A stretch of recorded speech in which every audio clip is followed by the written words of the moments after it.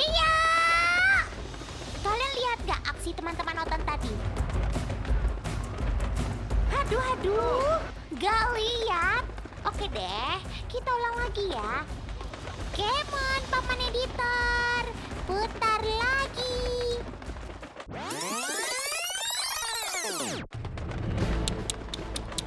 Hebat, hebat.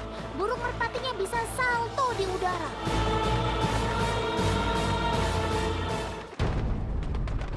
Oke, burung merpati ini memang bukan sembarang merpati. Si lincah ini namanya Birmingham Roller.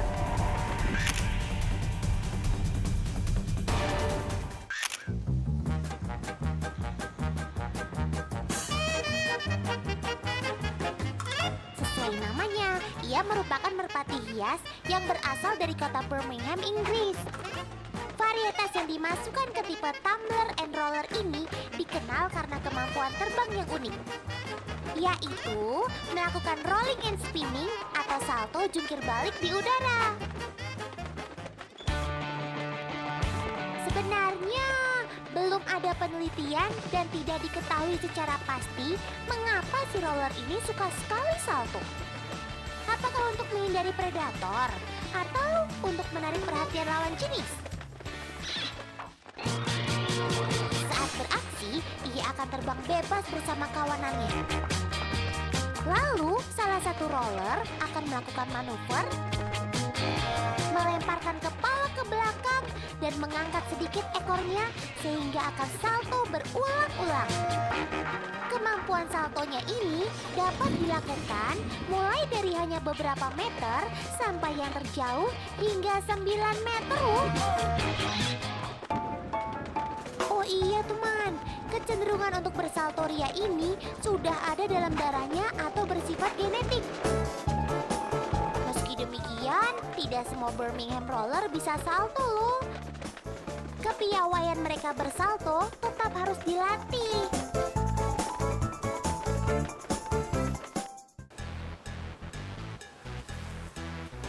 Salah satunya melepaskan si roller di alam terbuka 3 hari sekali seperti ini.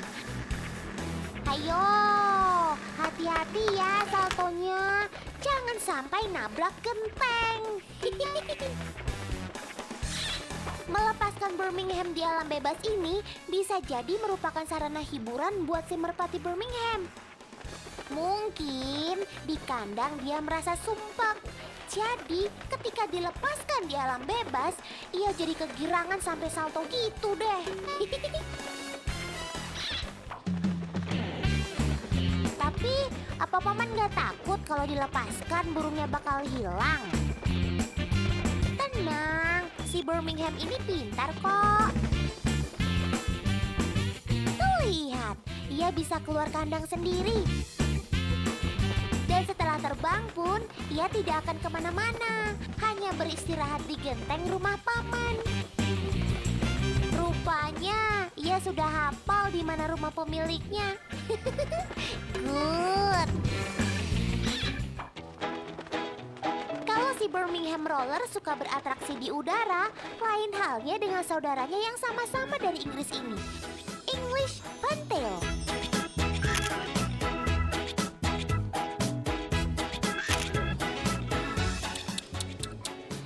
Burung yang sombong. Tuh, lihat saja aksinya. Membusungkan dada sambil berlenggak-lenggok.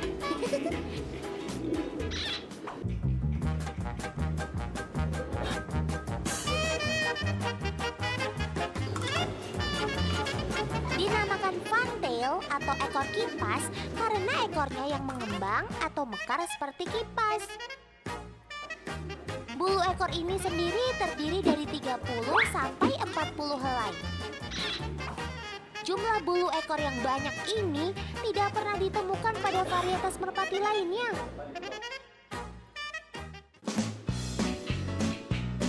Si burung yang nampak sombong ini akan membusungkan dadanya jika di hadapan manusia.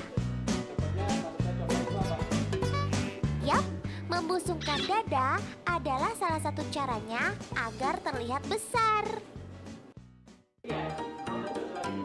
Tapi kadang-kadang Kadang, saking keras usahanya agar terlihat besar, posisi ekornya ini bahkan sampai menutupi kepala. Hade, lucu ya.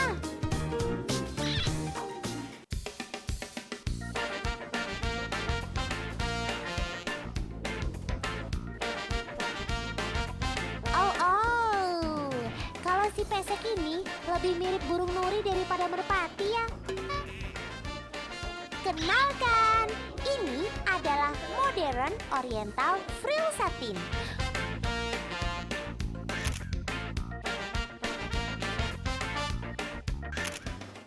Oh iya, semakin pesek si satin ini justru semakin bagus dan diminati loh.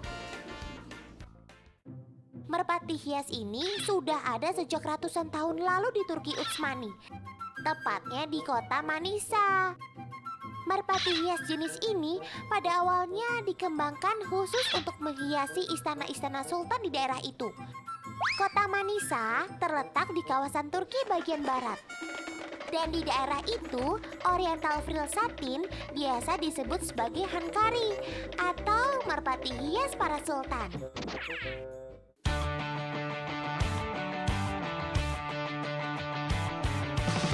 Di Indonesia masih sangat sedikit pehobi yang memelihara burung merpati jenis ini. Oleh karena itu, harganya juga lumayan mahal. Oke, sekarang kita lihat bagaimana ya cara membudidayakan merpati hias ini.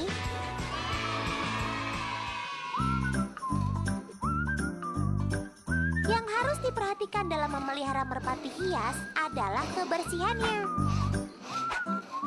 Masa burungnya cantik tapi kandangnya kotor? Oleh karena itu, kandang harus dibersihkan setiap hari ya.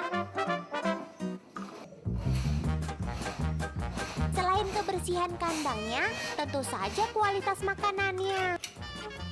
Merpati hias ini diberi makan biji-bijian seperti jagung, gandum, kacang hijau, beras, dan millet.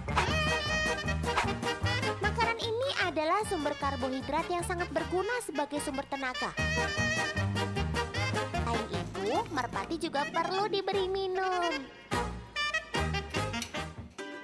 Ada yang menarik dari merpati nih teman. Merpati adalah satu-satunya unggas yang tidak perlu mengangkat kepalanya untuk dapat menelan air.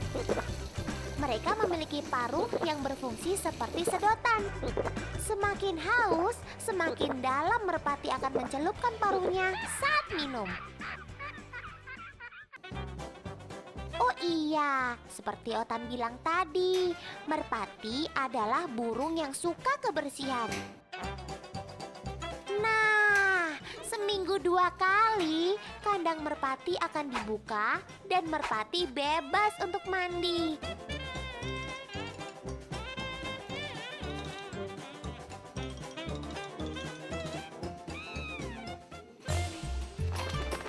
Tuh, merpati aja rajin mandi dan tidak takut air. Kalian jangan mau kalah ya. Ayo, mandi yang bersih loh. Setelah mandi, merpati akan menjemur dirinya dan menelisik bulu agar cepat kering. Pintar.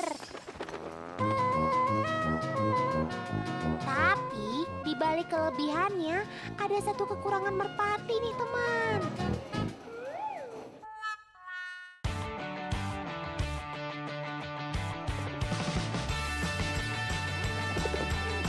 Tidak semua merpati mampu mengasuh dan menjaga anaknya dengan baik. Yap, merpati-merpati hias ini membutuhkan jasa babysitter dalam merawat anaknya. Nah, yang berperan sebagai babysitternya adalah merpati pos dan merpati balap lokal. Tugas babysitter itu antara lain mengerami telur, menjaga anakan, dan juga meloloh atau menyuapi bayi merpati. Jangan ditanya deh bagaimana kasih sayang si babysitter ini dalam merawat anakan merpati hias. Meskipun bukan anak kandung, para merpati babysitter ini menyayangi anak-anak asuhannya dengan tulus.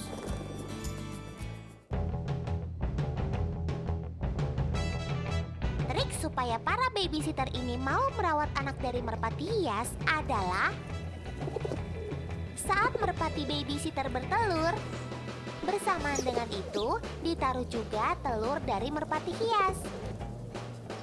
Merpati babysitter ini akan sabar mengerami sampai anaknya kelak menetas. Biasanya telur dierami bergantian. Nah, saat bayi merpati sudah menetas, tugas selanjutnya adalah meloloh atau menyuapi makanan untuk si bayi merpati.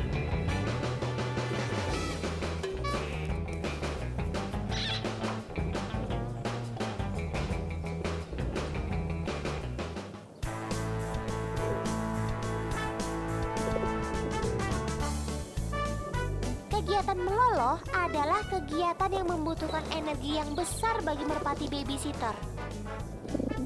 Makanan yang disimpan di dalam tembolok akan dimuntahkan ke bayi merpati. Nah, ada satu hal penting mengapa merpati hias membutuhkan babysitter ketika mengasuh anaknya. Karena tidak semua paruh merpati bisa menyuapi. Ini jenis modern blondinette ya. Ya kalau kita lihat di seperti ini ya, ini paruhnya kan sangat pendek sekali ya. Ini biasanya paruh-paruh yang seperti ini dia punya kecenderungan untuk tidak bisa membawa anaknya sendiri. Kenapa? Karena ketika paruh itu masuk di sini, ini paruh induknya itu nggak bisa kunci. Ini copot lagi. Oh iya, merpati juga mempunyai susu tembolok. Sama seperti kolostrum pada manusia loh. Susu tembolok itu seperti ASI eksklusif bagi manusia dari usia 1 hari sampai 6 bulan. Nah, nanti masuk hari kelima biasanya dia kalau bahasa kitanya dioplos ya. Ada susu ada susu tembolok mulai berkurang produksinya, dan makanan yang oleh indukan yang dimakan itu dikasih tapi dalam kondisi setengah cerna. Jadi halus. Nah, nanti dari hari ke-7 ke-8 nanti susu temboloknya udah mulai menghilang, nanti full makanan makin lama makin keras, dan nanti pada saat disahti menjelang usia sekitar 30 harian itu makanan keras yang masuk. Hits, Paman! Itu merpatinya mau dipotong. Aduh, stop!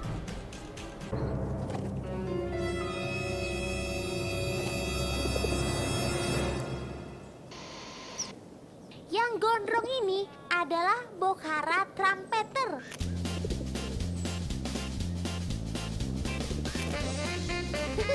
Saking gondrong bulunya sampai bisa menutupi pandangan matanya. Oleh karena itu, beberapa bokhara yang mendekati masa bertelur harus dicukur dulu. Gunanya supaya ia bisa leluasa melihat dan tidak menginjak telurnya ketika berjalan.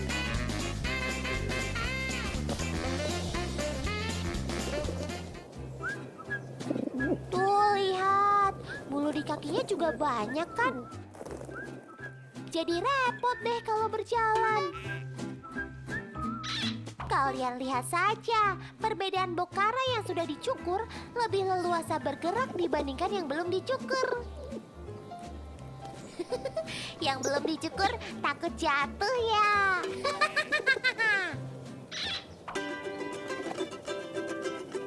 Selain bokhara yang gondrong, ada yang unik lagi nih.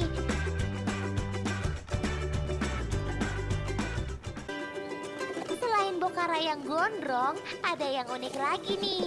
Dia adalah si French Mondaine.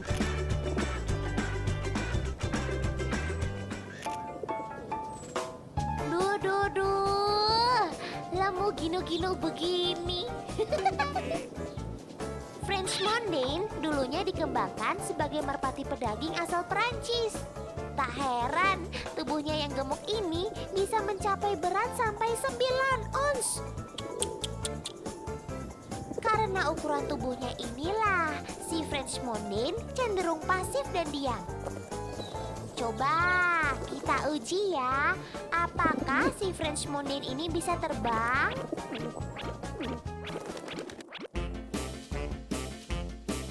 Bandingkan dengan Oriental Frill Satin yang tergolong ringan. Tuh kan, karena berat tubuhnya di atas rata-rata, French Mountain tidak bisa terbang. Duh, kasihan juga ya. Tubuh yang besar juga dimiliki Hungarian Giant House.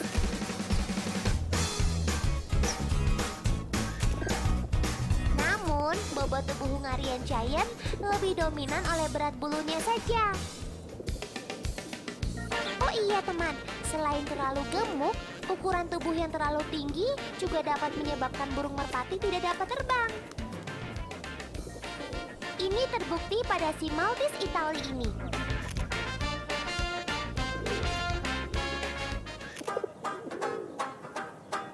Kalau sepintas dilihat, burung merpati ini lebih mirip itik dan ayam dibandingkan burung merpati pada umumnya ya. Karena bentuk badannya yang tidak proporsional dengan ukuran sayap, varietas ini sama sekali tidak mampu terbang. Maltese Italy tergolong berukuran besar, postur tegak, tinggi, dengan panjang dan lebar badan hampir sama. Pada posisi berdiri tegak, merpati Maltese dapat mencapai tinggi kisaran 38 sampai 43 cm. Berpenampilan anggun, bersemangat, gagah, dan menunjukkan perilaku yang cerdas. Coba bandingkan dengan ayam, tingginya hampir sama bukan?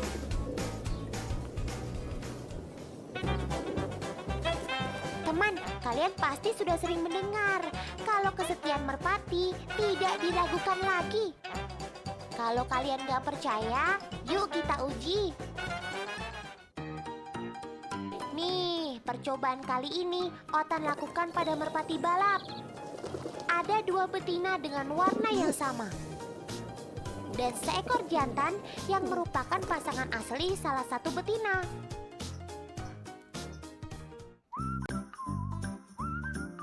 Jika disodorkan betina pasangannya, merpati jantan akan langsung menghampiri betinanya. Tapi, coba kita kelabui dengan menyodorkan betina palsu. Apakah si jantan ini mengenali pasangan aslinya?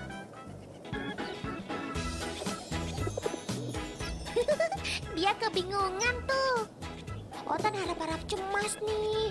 Dia bisa tertipu nggak ya?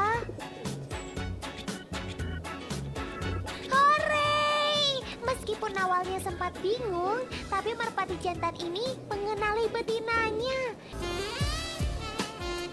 Yap, kesetiaanmu teruji.